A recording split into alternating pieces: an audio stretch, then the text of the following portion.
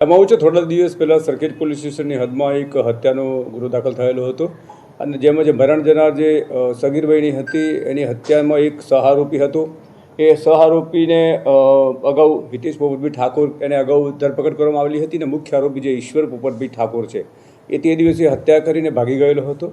જે અહીંથી હત્યા કરીને પછી બોમ્બે જતો રહ્યો હતો. એની પાસે થોડા ઘણા પૈસા હતા, એણે વાપર્યાને ખૂટ્યા પછી પરત આવતા સરખેજ પોલીસને માહિતી મળતા તેઓએ એને પકડી લીધું છે અને ગઈકાલે 17:0 વાગે એની તોડછોડ અટક કરવામાં આવેલી છે.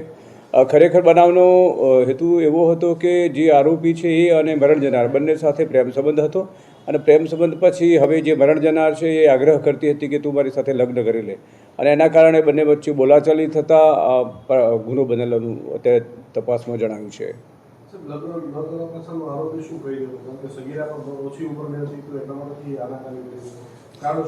એમાં એવું છે કે જે સગીરા છે એ પહેલાં થોડા સમય પહેલાં પણ આની સાથે આ બંને ભાગી ગયા હતા અને છેલ્લે જ્યારે એ સગીરા ઘરેથી ભાગી હતી ત્યારે સીધી આની પાસે નહોતી આવેલી અને જ્યારે બનાવ બન્યો હતો એ દિવસે એને મળેલા હતા અને એણે કીધું કે મારે લગ્ન કરવું છે. એટલે આણે જે તે વખતે એ જ કીધું કે ઉંમર નાની છે અને બીજા પ્રશ્નો છે એના કારણે હું લગ્ન નહીં કરી શકું.